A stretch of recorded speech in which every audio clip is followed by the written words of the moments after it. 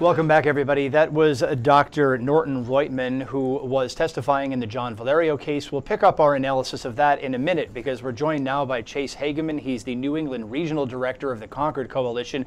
Chase, welcome to LawNewz. And just for full disclosure, we did go to law school together. We did argue against one another in law school. And I will just disclose that to be perfectly fair, that arguing is second nature for the two of us. Aaron, thanks for having me on. Happy to be here, and I'm sure you got the better of me in most of those debates. Well, gee, that's an interesting admission all these years later. So, you know, we're here to talk a little bit about what's been going on with the federal budget, because the background for everybody is as such. The president, in a rally this week, is again pushing to build a border wall with Mexico, and he is again threatening, well, maybe not again, but he's threatening to hold the federal budget process hostage, which could result in some kind of a budget shutdown, a federal government shutdown of sorts, if he doesn't get his way on this border wall.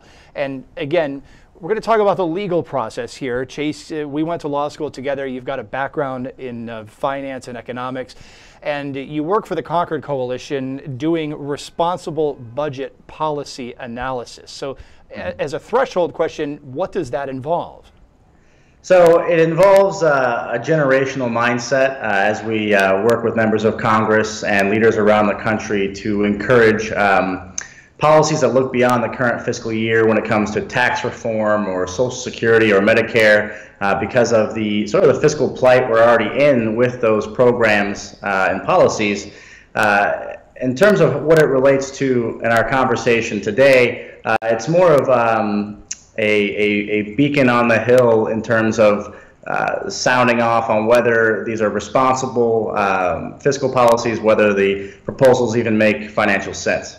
So you do this from a nonpartisan standpoint. That means you don't have a horse in the race politically. You just care about the process actually working from an economic standpoint. In other words, we can't say we want to do a million things, whatever those things are, if we can't figure out a way to pay for them.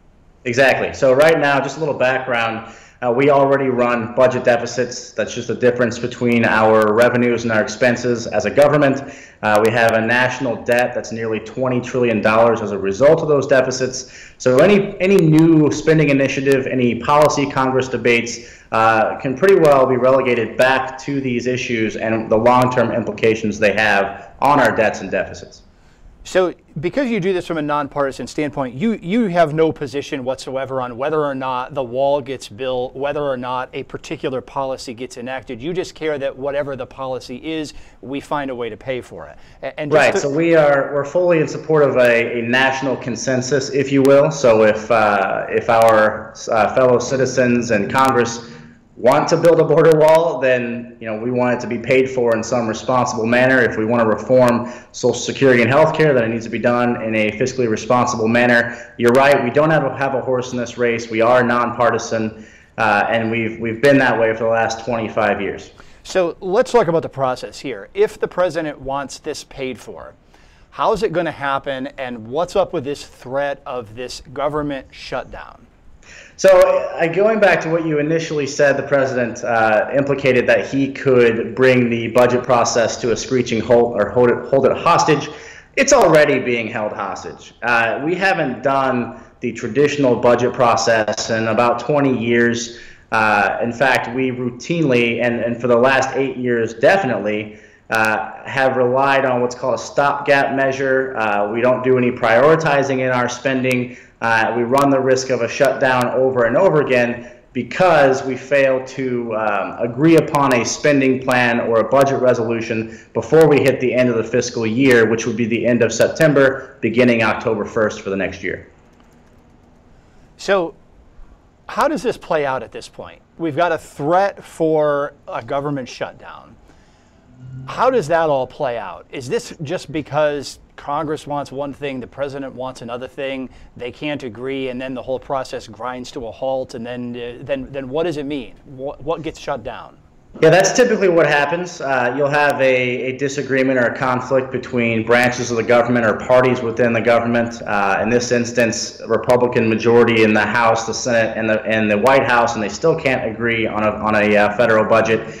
But what it means is if we fail to pass a budget or a budget resolution or a reconciliation bill by the end of September, the government will, in essence, shut down until we agree upon a spending bill. What that means is agencies, national parks will cease to operate unless they're deemed emergency. And then basically a skeleton version of them will still operate or exist. The most recent shutdown we've had was 2013, a shutdown that resulted in actually furloughing employees. And that means that those employees, some of them, if they're deemed emergency, will work for no pay or without the promise of pay by a certain particular date, and then everyone else just has to stay home. The bonus is the employees that stay home do get back pay. Now, that's how it plays out. What does it mean for the rest of us who are ultimately all users of government services in some way, unless we are literally homebound? And even then, in theory, we probably still are. So, as I recall these playing out before, national monuments were shut down, some offices were closed, things like that. How bad could it get? It depends on how long it is. I think in the 90s we had it shut down for 27 days. You'll see signs that parks are closed. You'll not be able to access certain agencies. If you work in government contracts, you probably will have to stop working until the agency opens up again or the government project picks back up. And that can have economic effects, going down the line from the employees at the agency to the organizations that work with them. Do you think there's a chance we're going to get that far this time, or is this something where the Republican leadership in Congress, the Speaker, Senate Majority Leader are going to get together and iron this out, or do you think that this is right now just a lot of bluster that could get much worse? I think it's the latter. I think it's bluster that could get much worse.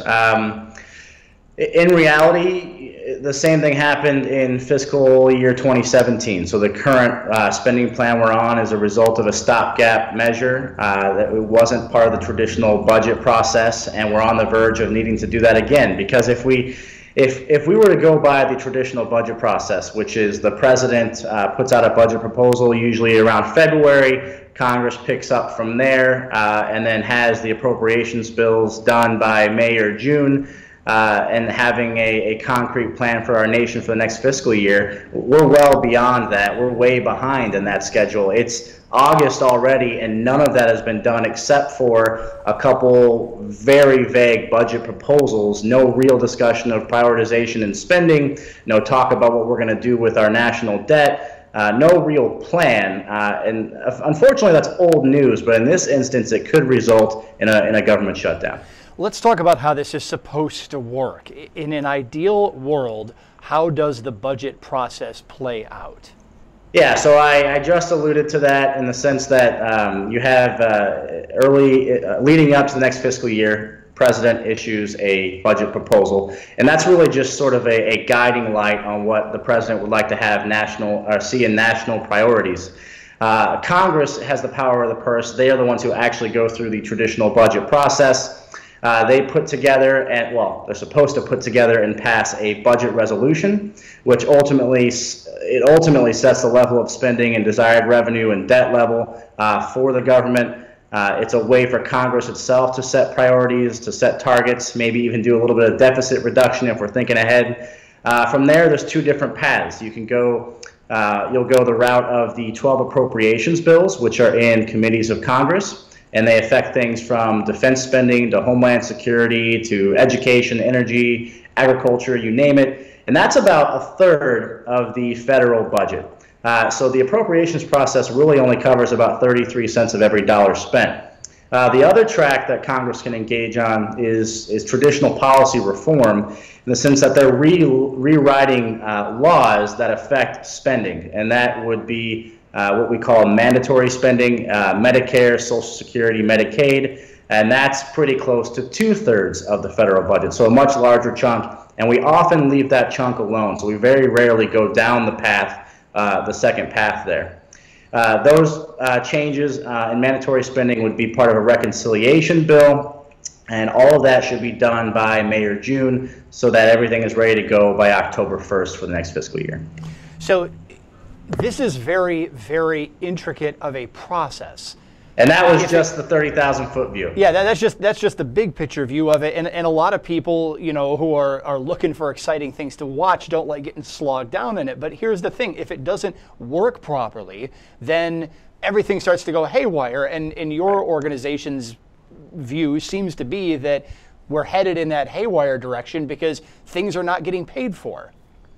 Yeah. So what typically happens, and what we've done for the last at least decade. We skip past the two tracks that I just mentioned. We do a last-minute bill to keep the government's doors open, and that usually is what's called a continuing resolution, and that just extends the level of spending into the next fiscal year until we agree upon new spending caps. And that's done oftentimes in what's called an omnibus bill, and that's just everything piled into one massive bill that most members of Congress don't even read, let alone get to debate.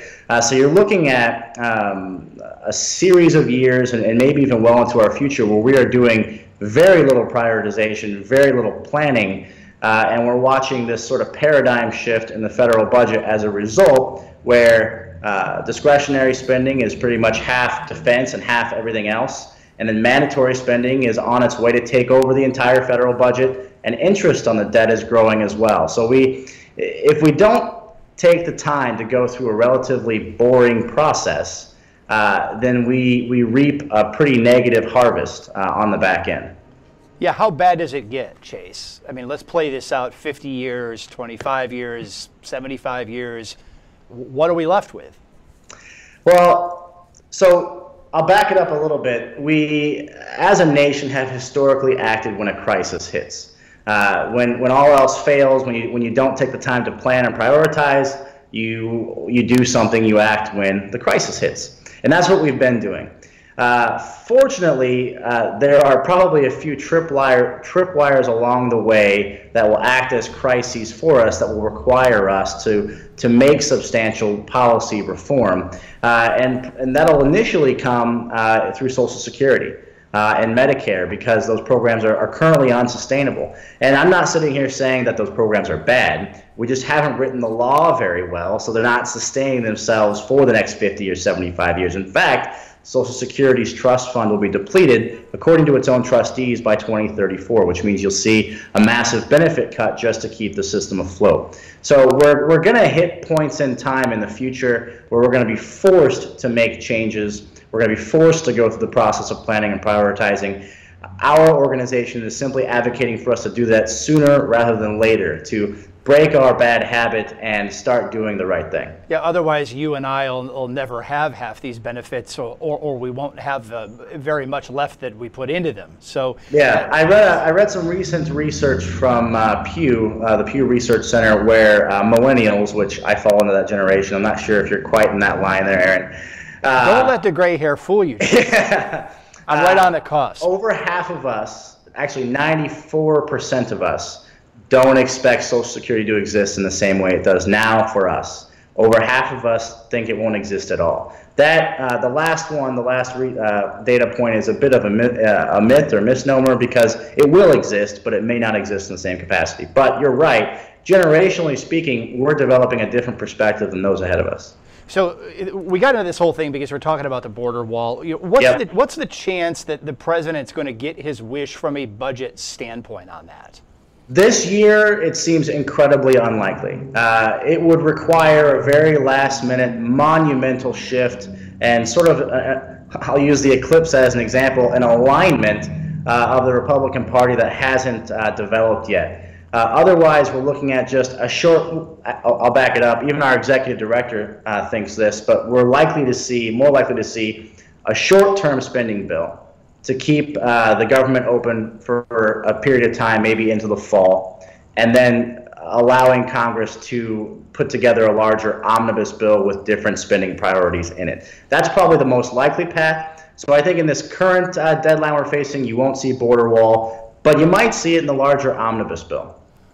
That's an interesting prediction. I will have to hold you to that the next time I see you, Chase, either here on LawNewz or to dinner one of these days, as we oftentimes do. So Chase Hagaman, New England Regional Director at the Concord Coalition, appreciate you taking some time to sort of unwind the legal process behind what we see in the headlines here. Doing my best for that there, Aaron. Thanks for having us on. Okay. Have a great day. We'll see you next time. Thanks. We're going to shift gears back.